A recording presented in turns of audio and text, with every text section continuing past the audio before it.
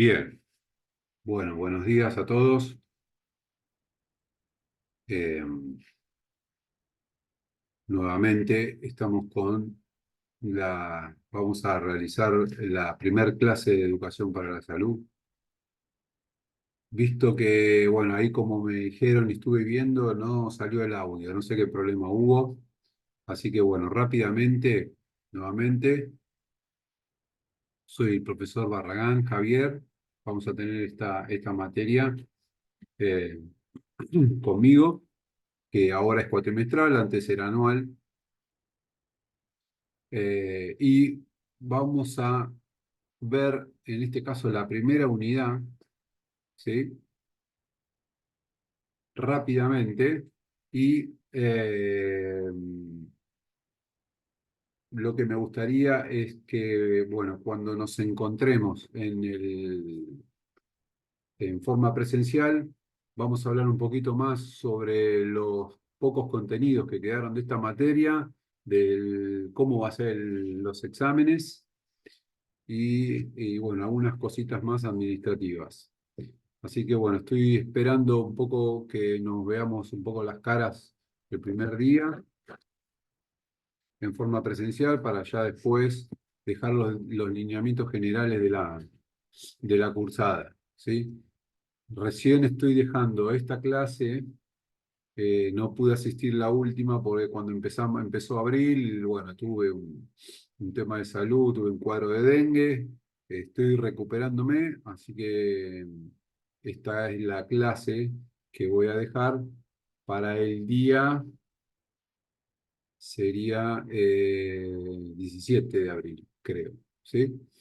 Así que vamos o comenzar oficialmente ahí. Después ya cuando nos vemos en forma presencial, les cuento un poco más. Así que bueno, entonces vamos a empezar con esta materia que vamos a ver una serie de cosas, vamos a ver un poquito de cómo, de algunos temas que tienen que ver con la prevención, algunos temas que tienen que ver con algunas lesiones, y un poco todo lo que está relacionado a la salud en general, tanto de nuestros alumnos como de todas las cuestiones que hacen que tienen que ver con la salud de uno, ¿no? Entonces, en esta pequeña unidad, que es cortita, lo vamos a hacer bastante rápido, eh, vamos a ver un poco cuál es la responsabilidad del profe de educación física dentro del ámbito escolar, más que nada, también, y en el ámbito formal. Saben que hay dos formas, ¿no? Una es la parte privada, donde muchos profes ya trabajan con entrenamiento, con personal, con alumnos personales y privados, y después toda la parte que tiene que ver con la escuela, ¿no? Vamos a ver conceptos como la negligencia y la impericia en el rol de la educación física. Eh, Vamos a ver un poco la definición de salud. Eh, Vamos a ver de qué se trata un poco algunos conceptos de disfunción, de enfermedad, el rol del profesor de educación física, un poco la diferencia entre actividad física y ejercicio, y alguna cosita más que se me está escapando de esta primera unidad. Entonces, vamos rápidamente, ¿sí? Es probable que yo después les deje una guía de cada unidad para que tengan en cuenta cómo manejarse a la hora de estudiar. Entonces, eh, la definición de salud de una persona van a encontrar un montón de definiciones. Yo les dejo una sola, con que sepan una está bastante bien, ¿sí? Habla de un equilibrio que tiene que haber entre la parte física, que es la materia de nuestro cuerpo, la parte mental, la parte social del hombre, eh, y yo agregaría la parte económica y su parte espiritual. Entonces, eh, este completo estado de bienestar entre todas estas partes que conforman el ser humano, que son las emociones, la mente, el cuerpo, ¿sí? Está asociado, tiene que estar en equilibrio con el ambiente donde se desarrolla la persona, que es la sociedad. Entonces, nosotros no vivimos en el Everest solos y estando solo viviendo en el Everest no tengo dolor, por ejemplo. La ausencia de dolor no significa que yo estoy saludable, ¿bien? Porque una persona puede tener un sufrimiento emocional, puede tener un estrés, puede tener ansiedad, y eso hace referencia a la esfera mental. Entonces, como la persona es eh, un individuo que vive en sociedad, debe desenvolverse y adaptarse a esa sociedad, en parte. Entonces, vamos a tener tanto estímulos externos estresantes y estímulos internos estresantes. Entonces, en el equilibrio de todas esas características está la salud, ¿sí? Para ello hay un montón de actividades que se promueven en pos de mantener esta salud, que tiene que ver con la alimentación, tiene que ver con el desarrollo de una actividad que me guste, tiene que ver con el compartir, tiene que ver con los trabajos, con la cooperatividad, ¿sí? Tiene que ver con esto que decía, trabajar con en lo que uno le gusta y sobre todo con la actividad física, ¿sí? Que es lo que nos refiere a nosotros, en lo que es un tema bastante importante, ¿sí? Y tiene eh, varias repercusiones a nivel físico.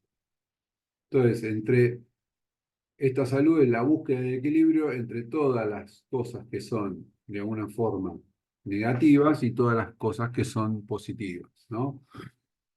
Y todo esto es dinámico. Por eso acá habla de un equilibrio dinámico, porque durante la vida va sucediendo un montón de cosas que hacen que esta balanza pueda desequilibrarse, ¿no?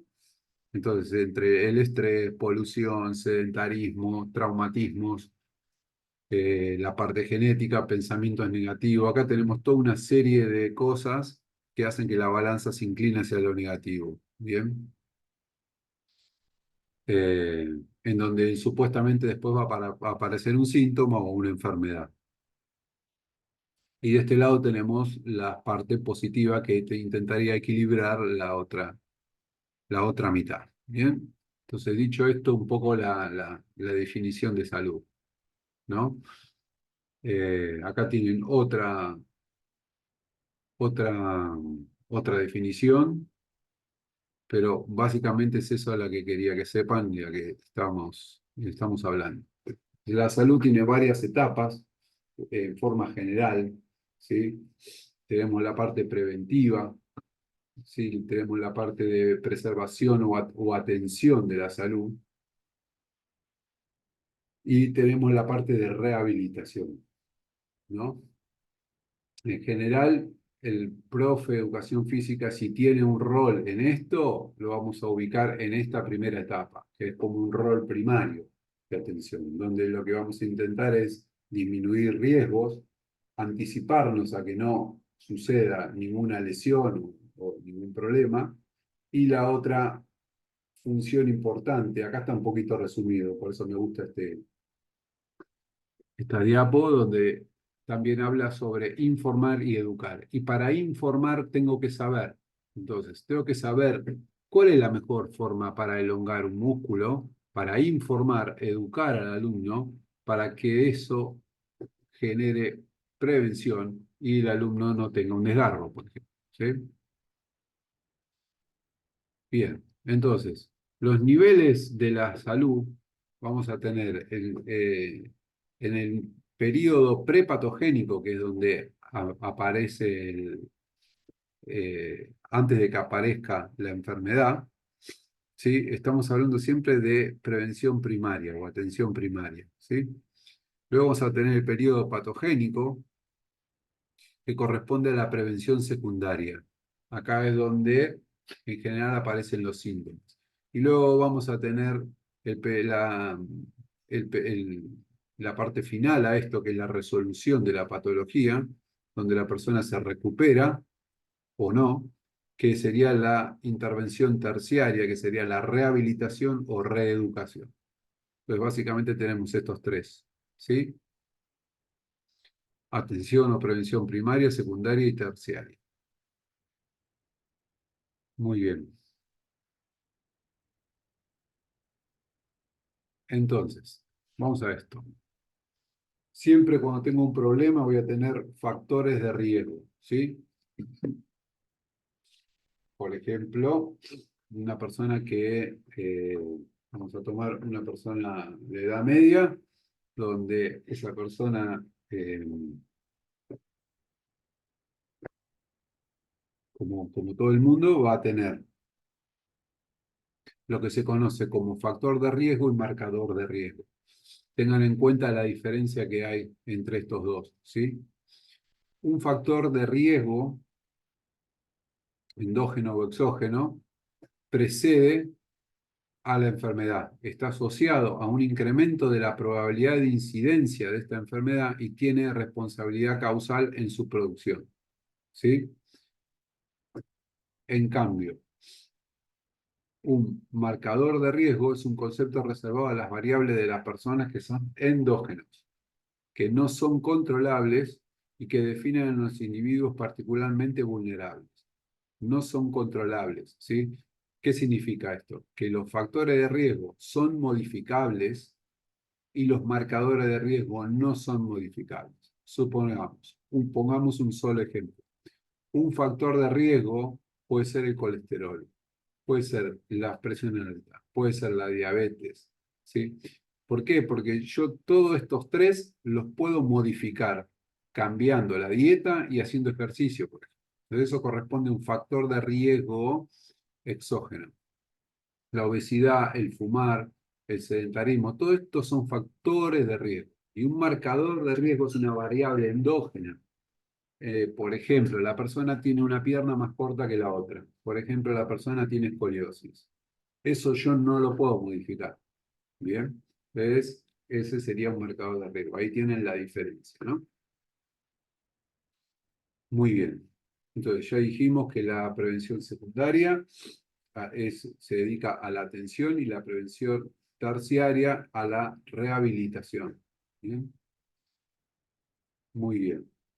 Dentro del sistema de salud hay sistema de salud público, privado, obras sociales y demás.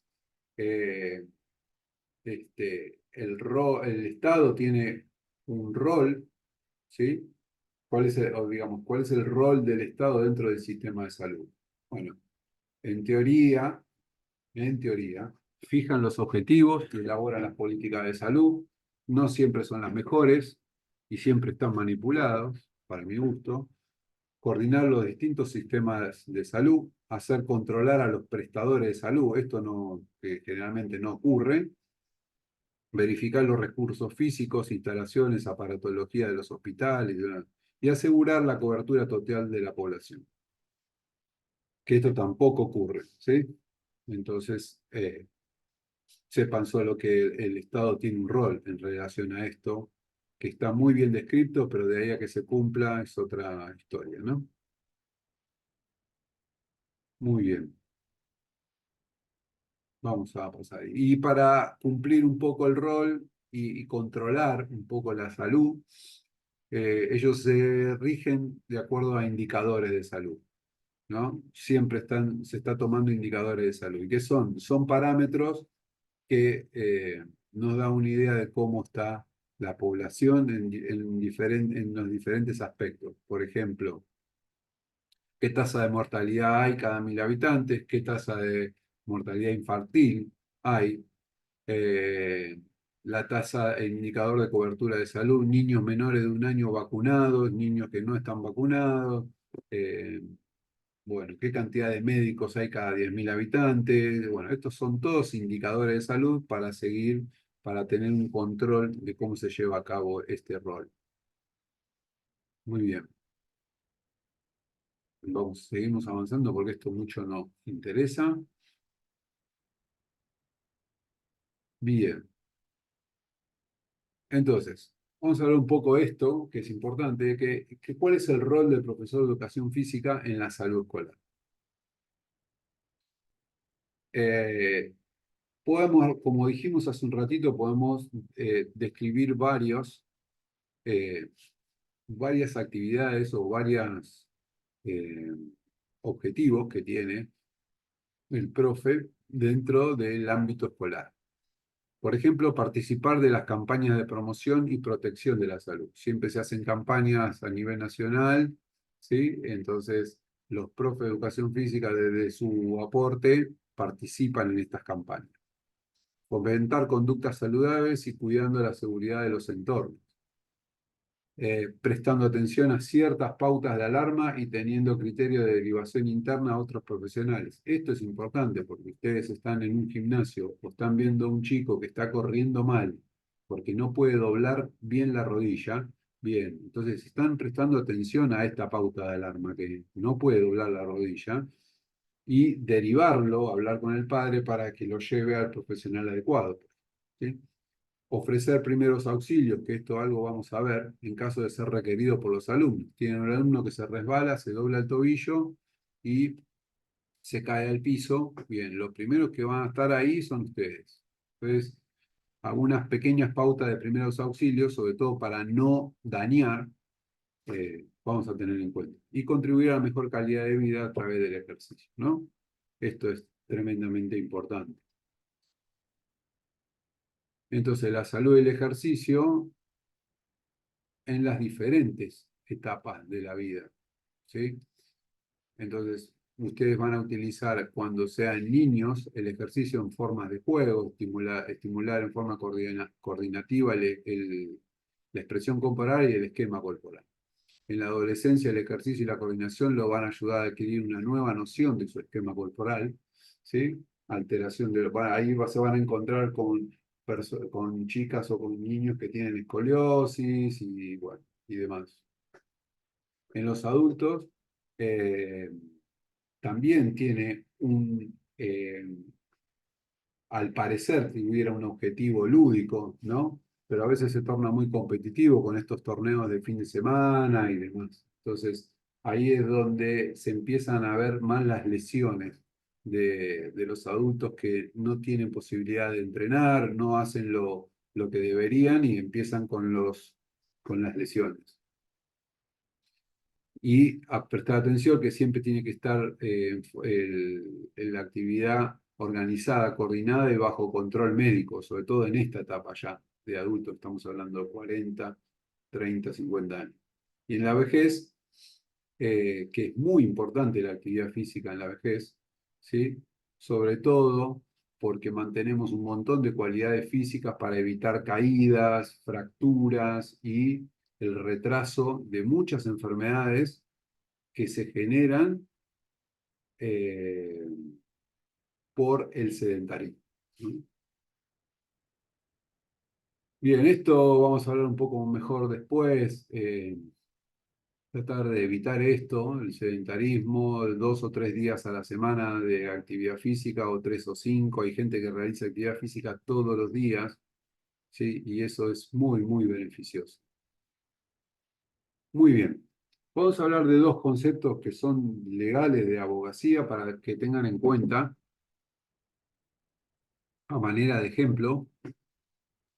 Cuando un profe hace mala praxis, o sea, cuando está expuesto a tener un problema judicial y legal por parte de un abogado en relación de hacer algo mal con un alumno y demás. ¿Mm? Entonces, tenemos este concepto que es la impericia, donde consiste en actuar sin capacitación necesaria y expresar una falta de conocimientos técnicos, ¿sí? Es la impericia, la falta total o parcial de un conocimiento, falta de experiencia o habilidad para desarrollar las tareas en una profesión. Por ejemplo, sería un alumno de primer año de educación física que trabaja en una colonia cuando debería ser un alumno ya de cuarto año o que se está recibiendo. ¿sí? Porque tiene todos los conocimientos como para manejar un grupo y saber qué juegos hacer en cada edad y demás, ¿sí? Por ejemplo, un alumno que se cae en el patio y se le sale el hombro, tiene una luxación y el profe de educación física quiere acomodar el hueso, quiere acomodar esa articulación. Eso es una falta total de impericia porque no está capacitado para eso. Por ejemplo, que un profe de educación física se meta en la rehabilitación de una lesión de una rodilla, que le hacen hacer ejercicios. ¿Sí? Porque eso no está, el profe no está capacitado para tocar patologías o para rehabilitar patologías. Bien, ahí les puse más o menos 3 ejemplos. Ustedes después en la guía van a tener que poner alguno más o inventar alguno más. Bien. Y la negligencia es el descuido. La negligencia, ponemos la negligencia médica para que se entienda bien, es, son todos los errores u omisiones de las normas técnicas. O sea, yo tengo el conocimiento técnico, pero omití hacer algo o lo hice mal, ¿sí? Entonces, eso va a generar una lesión, en el caso de la medicina, o una mala praxis en el caso de un abogado, de un escribano, de lo que sea, ¿sí? Yo lo sé hacer, pero lo hice mal porque me descuidé o porque me olvidé o por lo que sea. Bien, entonces imagínense que estoy cuidando a un alumno que está haciendo la vertical, o está haciendo el mortero, o el flip-flap. Entonces, si yo me tengo que poner de una determinada manera, lo sé hacer, pero en el momento que tengo que cuidar al alumno, que lo tengo que estar viendo, alguien me llama de atrás, se escucha un ruido, yo me doy vuelta para ver otra cosa y el alumno se cae de cabeza y tiene una lesión, por ejemplo. Eso es una negligencia. ¿Mm? Les puse como un ejemplo. O hacer jugar un partido de handball en el patio cuando llovió, por ejemplo. Entonces, esa es otra negligencia, pues se pueden resbalar y están más proclives a las lesiones. ¿Mm? Muy bien. Y vamos a ver ya casi al final un poquito de la diferencia entre actividad física y ejercicio. Esto es de un autor que se llama Kaspersen, que es un fisiólogo del ejercicio. Me gusta esta definición que habla de que estos dos conceptos se pisan o se están muchas veces eh, eh, confundidos.